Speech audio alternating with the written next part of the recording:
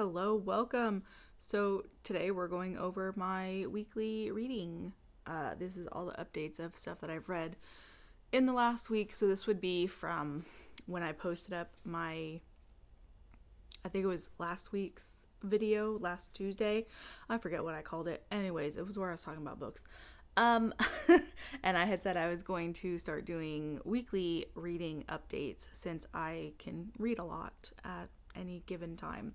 So, with that said, let's just jump into this. So, we're going to start with the two books that I had DNF'd within this last week. And the first one is called Rejected by the Kagethi Lord by Star Huntress and Ava York. This is a romance book, sci-fi one, and I DNF'd it because the plot went from nothing is happening to everybody wants to kill her.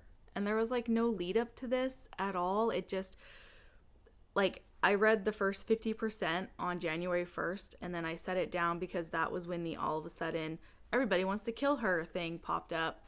And there was just no lead up to it, no build up, like nothing actually was put, like no work was put into actually being like, oh yeah, I want someone to actually be killing her. It was just they were traveling through the forest, and they were traveling and they were traveling and they were traveling, and then they get to his home and he rejects her in front of everybody because it's such a cool manly thing to do, and apparently people like that. I don't freaking know. And next thing you know, it's someone's trying to kill her even though she's trying to go back home. Like, she ain't even trying to stay on the planet, like, because it's like some bridal program or whatever between an alien planet and Earth and everything. And like, if she was attempting to stay and become the next queen, like the someone trying to kill her plotline would make sense. But like, she's trying to go home. Like, she was rejected by the guy who matched with her, who's a prince. He's like, oh no, deuces, I don't want to be with you. But like, so like, it doesn't make sense why someone's trying to kill her, because there's just literally no need for it. Like, homegirl's just waiting to go home. That's, and it was just like dropped in just like out of nowhere. Like, and then the guy isn't really giving like an actual real explanation as for why he doesn't want to be with her. And so I was just like, you know what? No, I can't do this anymore. I can't. We're done. I don't have time for low effort plot planning. The other one that I DNF'd, which I don't remember, I think I talked about it in the last book and said I was in the middle of reading it, but I did finally decide to DNF it. But that would be Mad Woman by Louisa Traeger. I just was finding the writing to just be uneventful, honestly. So yeah, it wasn't interesting. It didn't actually inspire me either to want to go and look up who Nellie Bly is. She's a journalist. That's just unfortunately how like lackluster I found the writing to be, that it didn't even like inspire me to want to go learn more about this character who is based off a real person. So yeah, not a good time there. So those are the two books I DNF'd. For the record, I would just like to say that like, I do want to try and DNF less this year. So like, I want to be more conscious about like the books that I'm picking up in general, but every now and then, one's gonna get through. So now moving on to the stuff that I did actually finish. So first up that I finished is The Dragon's Promise by Elizabeth Lim. So this is book 2 in the duology for the Six Crimson Cranes. I absolutely loved Six Crimson Cranes. I loved it. This one, I enjoyed it. I would say it's a good, strong, like 3.5. And like, that's not like bad, because like there were some emotional moments in this book that I did actually like really like feel and everything. Like, there was a few moments where I cried just a little bit, like not enough to be like heart-wrenching. The problem though was the first half of the book, like the first like 120 150-ish pages, just doesn't feel connected to the rest of the story. And it doesn't really feel like there was a lot of connection put into connecting these dragons with the demon half of the story. And it just felt like a bunch of just randomness that kind of happened at the beginning with her. Like, I thought the dragons would be more prominent since it's, the Dragon's Promise. Like, the promise is like fulfilled at the end, but like I just felt they would be more involved in the story, and I thought like Seryu would be more involved as well. But he's only in like the first 150 chapters, and it was kind of like depressing, honestly, because I was expecting more. I still really like I'm blanking on her name. Shiori. I still really like Shiori's character, and I love her and Taken's relationship and everything. So I do still appreciate all of that. I did feel like it was kind of stretched out a bit at times in certain areas, like with the redoing the whole betrothal thing and them getting married and stuff. And it kind of had like a little bit of scene replay, like, oh, this happened in the first book, let's do it again in the second book. Like it did do that, so that was a little annoying. But what I really connected with, not even so much, I don't want to use the word connected because I don't like using that word in reviews, but what I really enjoyed most is Raikama's story. That's what has me so invested in this duology, is Shiori's stepmother and her history, her past. And those are the parts that kept getting to me, like on an emotional level. So I did really enjoy it. I do think it was a decent ending to the duology. I just felt like it was not as strong as it could have been. And I do know that there is a standalone for Raikama.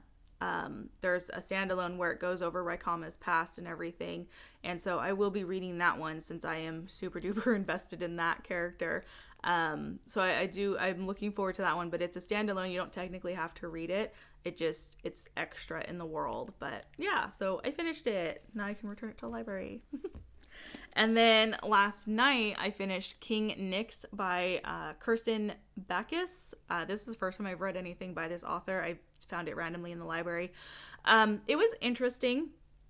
It was like a solid 3, like a good strong solid 3-star. Like I enjoyed it, but I wasn't blown away by it either. I definitely felt the gothic vibes were a lot stronger in the beginning of the story. And at times, it felt like it was more like because like it's set in like the early 1900s, but like sometimes it gave off this even earlier setting.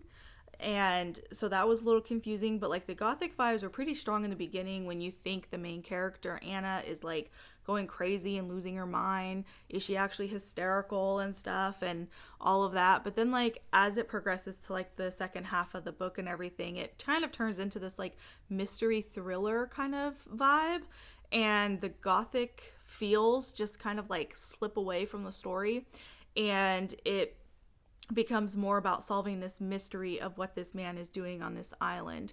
It deals with a lot of like trauma and how the human brain will purposely remember something differently if it was that traumatizing to you.